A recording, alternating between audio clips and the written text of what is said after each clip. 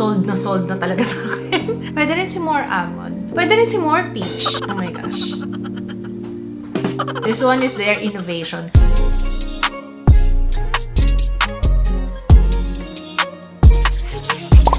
Hello everyone! Welcome back sa ating channel. Alam kong nabasa niyo na yung title. Yes! May bago ang Maybelline. This is the Maybelline new sensational ultra matte lipsticks. Isuswatch natin to lahat and i-compare natin siya. Kasi, ang sabi-sabi is this is a dupe sa mga luxury matte lipsticks. Pero it's only 299 pesos. 299. I-compare natin siya sa mga mahaling lipstick na meron ako right now. Yung ka-shade niya, para hindi naman off tingnan sa labi natin, ano? It's a matte lipstick. Ang sabi dito, it's more airlight dahil meron siyang ultra fine powders. More plush matte dahil meron siyang texture blurring gels. Oh, talaga ba? More intense color. Meron siyang high impact pigments. So, yun, binabasa ko sa description niya dito.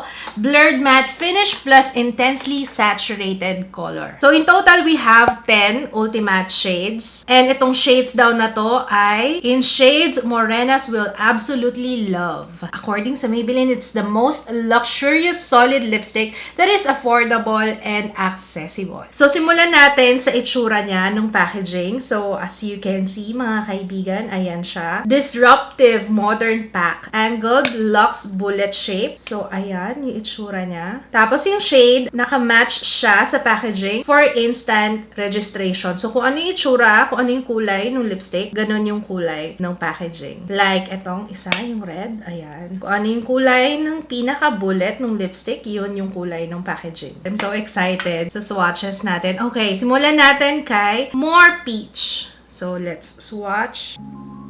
Wow! Wow! Ako lang ba nakakapansin? Parang blurring talaga siya. Let's apply sa lips. So, ito siya on swatch and ito siya on my lips. Parang bagay siya on my look today. I like it so far. Very light nga talaga siya sa lips. Halos wala akong ma-feel. But, hindi siya transfer proof.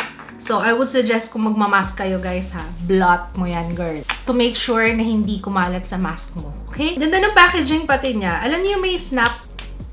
May nagsasnap talaga. Tapos, to make sure na hindi talaga siya basta-basta masisira. Especially kung nasa bag mo, di ba? Next shade is More Buff. Ay, nice. Okay, ito naman medyo rosy pink yung kulay. Pero nude pa rin ha. Ito siya on swatch. And ito siya on my lips. Ang ganda ng kulay, sis. Next shade is More Spice. Parang naalala niyo si Touch of Spice. Oh, ito brownish na nude. Okay. Ayan, si More Spice. Nakatatlo pa lang tayo na shades, pero sold na talaga sa akin. Next shade is More Almond. Si More Almond tsaka si More Buff, sila daw yung best seller. So, ayan. Ay, by the way guys ha, hindi ko alam kung nakikita sa camera, pero may pa-eme ako na freckles dyan.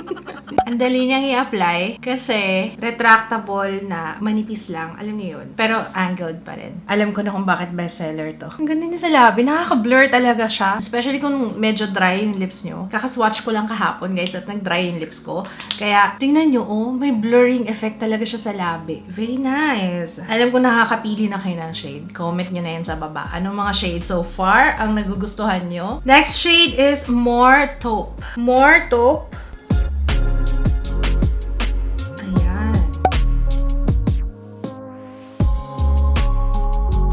Parang walang tapon na. Halos lahat pwedeng-pwede kong gamitin.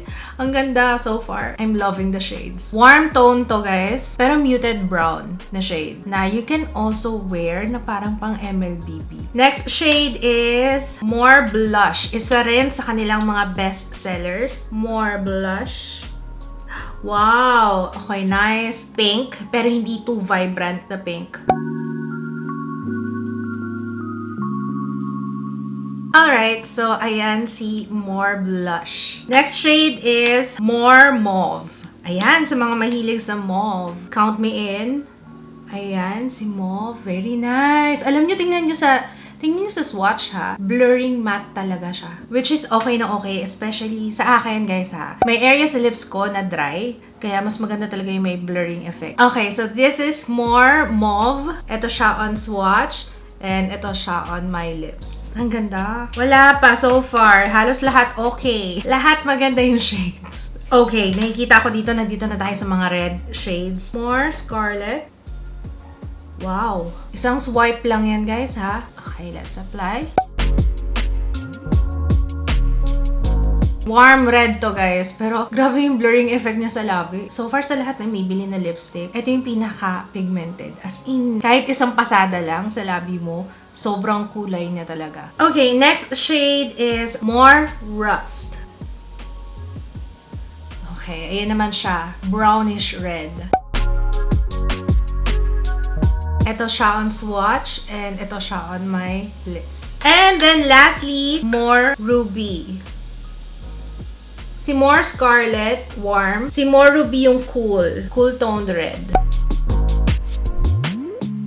Ito siya on swatch, and ito siya on my lips. Okay guys, mag-swipe test tayo. I have here yung Inglot Swarovski na lipstick in the shade 429. So let's compare kung ano ang difference nila pagdating sa swipe. Okay, nakita kong pinaka same shade niya is itong more scarlet. Ito si more scarlet. One swipe lang yan guys ha. And ito naman si Inglot in the shade 429. So, ayan siya. Parang hindi sila magka-shade. I think was shade si more ruby. Ito si more ruby.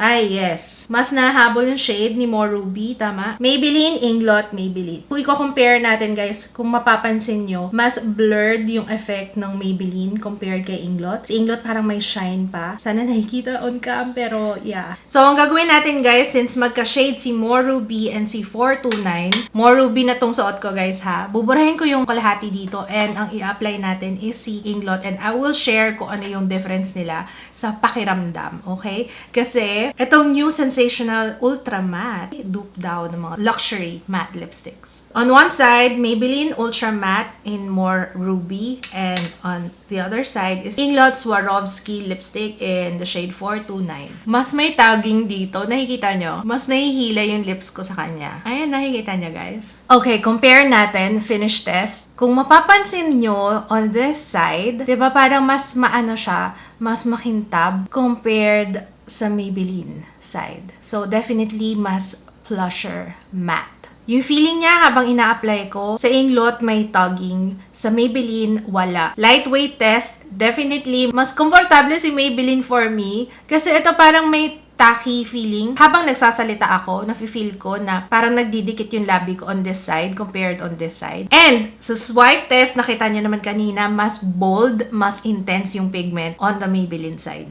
'Di ba? Tama ako. Kahit sa lips ko makikita nyo kung which side is yung mas bold, mas intense, and mas blurred.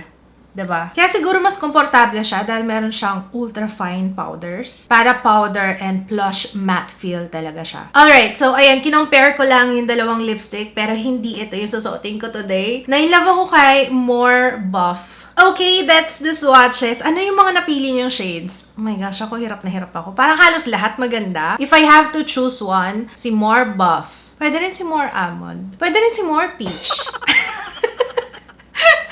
Naku, okay, magre-rely sa akin kasi alam niyo ako, salawa. Hindi lang salawahan ako. Hindi ako makapag-decide ng isang shade lang. So, ayun. Available na siya currently sa Maybelline's official store sa Lazada. So, ilalagay ko yung link sa description box. Syempre, kung gusto niyo itry. So, love na love ko na siya. Oh my gosh. Oh my gosh. Ang ganda ng shade. Ang ganda nitong shade na to. Okay, kung i-compare ko siya sa mga dating Maybelline bullet lipstick, this one is their innovation. Gustong-gusto ko yung packaging niya.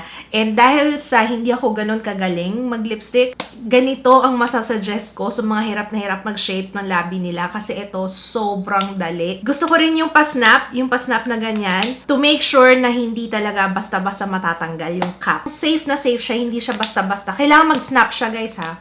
Ganyan.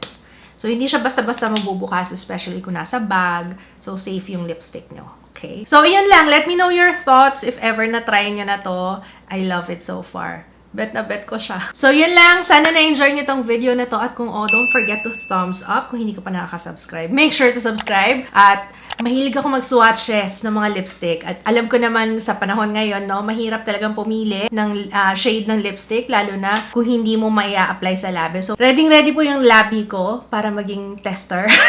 Tester? Ako yung magta-test for you. Let me know kung ano yung mga request nyo na products. Comment down below. Maraming salamat sa pagtambay dito sa ating channel and I will see you again on my next one. Bye!